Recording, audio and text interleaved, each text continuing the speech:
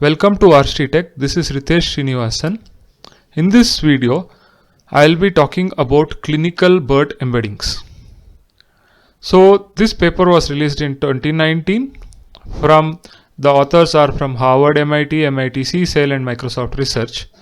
In a previous video, I had covered about BioBERT, which was a BERT model which was pre-trained and then fine-tuned on biomedical text. Okay, but if you look at clinical narratives or physician notes, basically clinical text, these have known differences in linguistic characteristics from both general text and non-clinical biomedical text. That is why you require a specialized clinical BERT model. Okay, so these authors have actually trained and publicly released BERT based and BioBERT fine-tuned models trained on both all clinical notes and only discharge summaries. They also demonstrate that this particular clinical BERT has better performance on named entity recognition and MED-NLI tasks, okay, downstream tasks on certain data sets. So if you look at the previous state of art, it is mostly ELMO embeddings. Okay, so BioBERT, as I explained before, they actually train a BERT model over a corpus of biomedical research articles which are sourced from PubMed article abstracts and PubMed central article full text. And in the previous video, BioBERT actually has better performance than the general BERT, okay, over these data sets, right? And they also fully released their pre-trained BERT model. Okay. Now, what is a data set which is used over here for clinical BERT? Right. So, clinical BERT uses text from all note types which are present in the MIMIC3 v1.4 database. There are close to 2 million nodes. Okay. Basically 2 million nodes having clinical text in this particular database.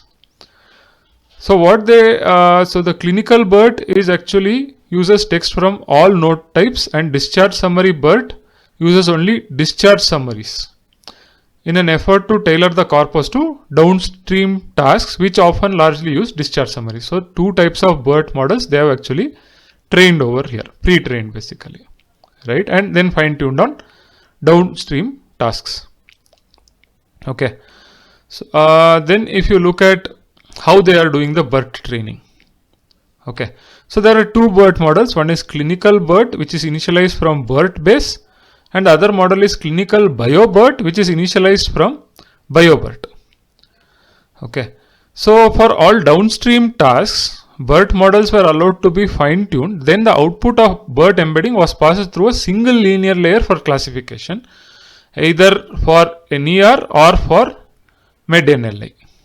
Okay, for MED-NLI they use the begin sentence token. So here if you look at the training procedure, it is standard training procedure for pre-training BERT on the clinical text. So when I say standard training procedure for pre-training, it is used the masked language modeling. Okay, so now let us look at the computational cost for training such a model.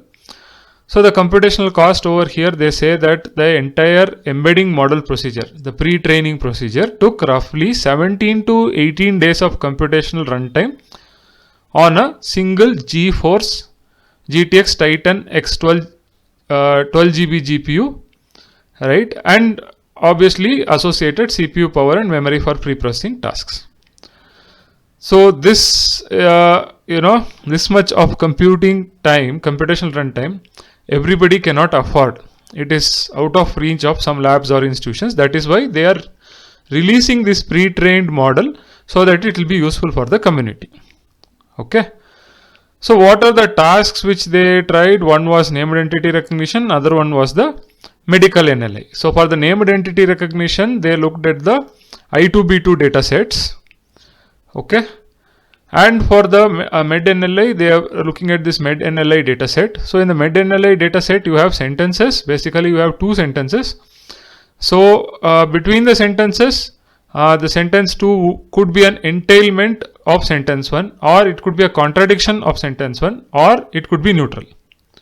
Okay, so it is more like a sentence prediction task. So given a first sentence, is the second sentence a entailment, contradiction, or it is a neutral when compared to the first sentence. So that's the whole medical natural language inference task, and this is the data set for that.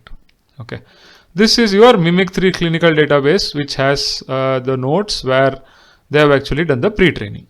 Okay, they have actually given some details of in the appendix. They have given the details of the Mimic nodes. So if you look at the Mimic nodes, there are 15 node types. Many nodes are semi-structured with section header separating free text paragraphs. So to process these nodes, they split all nodes into sections, and they used SkySpaCy to perform sentence extraction. Okay. Then the sentence are input to the BERT and BioBERT models for additional pre-training on clinical text. So this is the distribution of the nodes. So nursing nodes are the highest, then you have radiology, then you have nursing again, nursing or other, then ECG nodes, physician nodes, discharge summary nodes, and other type of nodes. And here they have given the pre-training details. So they have pre-trained the models for close to 1,50,000 steps or 150k steps. They experimented with models pre-trained for close to 300k steps, but they did not find significant performance differences in downstream tasks. So they used these models which were trained for 150k steps. So for the fine tuning, they have certain parameters for the NER task, and for the NER task, this was the way in which they used to annotate the text using the IOB format. So you have inside entity, you have outside, and beginning of an entity. Okay. So this is about the dataset pre-processing, and here I have also talked about the hardware required for training. Here they have given the details of the task datasets and the metric, evaluation metric on these dataset, and the dimensions of these dataset along with the number of sentences in the training set, development set, and the test set. So this is your I2B2 datasets are for NER, and MedNLI is for NLI task. Okay. Now let us look at in the de-identification. What happens is that in the I2B2 dataset, the text distribution is slightly different, because in I2B2 dataset, for wherever PHI, protected health information is present. So these protected health information are names, hospitals, doctor names, right? They have been actually replaced with the synthetic instances of real names, hospitals. Okay. So it's not the PHI has been masked with synthetic PHI. Okay. If you look at Mimic nodes, PHI is just replaced with the Sentinel PHI symbols at locations where PHI was removed.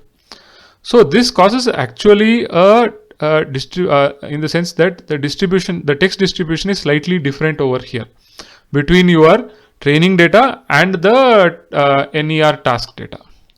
Okay, so the I2B2 datasets have a different way of de-identification compared to Mimic. Okay, so now let's go to the results of this thing. So here are the results on the various clinical tasks. So here if you see that on the MedNLI, the Bio plus clinical BERT, that is the BioBERT model which was initialized, and then it was pre-trained on Mimic nodes, the clinical BERT basically. That model gives better performance compared to just BERT or BioBERT or clinical BERT or discharge summary BERT. Okay, so the clinical BERT is a BERT model which is trained on the base BERT model, pre-trained on the base BERT model using Mimic nodes. Discharge summary BERT is a base BERT model which has been pre-trained on discharge summary nodes. Now Bio plus clinical BERT is a BioBERT model which has then been pre-trained on Mimic clinical nodes.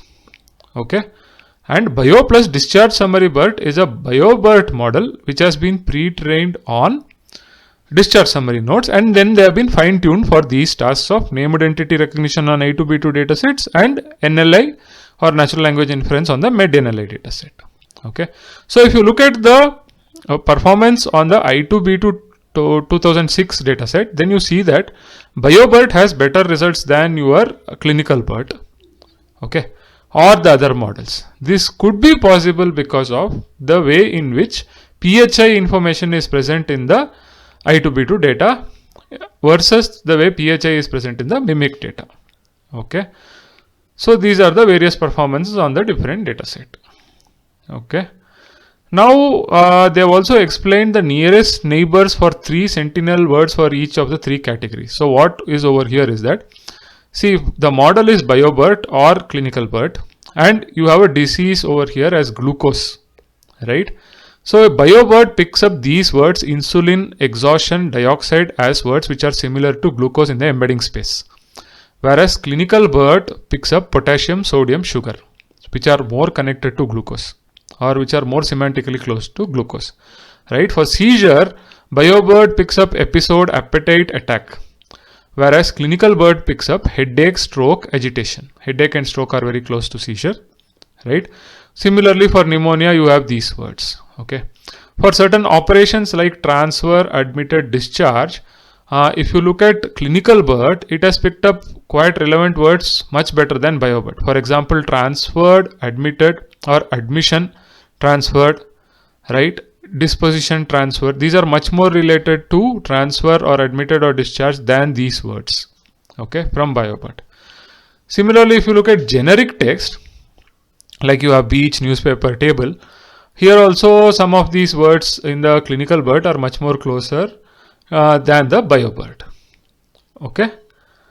So that's what they have told over here, that in the disease and operation categories, clinical BERT appears to show greater cohesion within the clinical domain than BioBERT, whereas for generic words, the methods do not differ much as expected.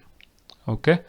So here they discuss about the DID challenge data of a different distribution than mimic text. So in mimic, PHI is identified and replaced with sentinel PHI as explained before, and in your I2B2 data set, it is actually replaced using the synthetic data. So because of which the distribution of text will be different in what you call your mimic on training versus your test on I2B2 data set, and that's the reason they have pointed out over here is that this could lead to a, your mimic trained clinical BERT not performing as equivalent to BioBERT on your NER tasks on de-identified text, because the de-identification differs from the training set.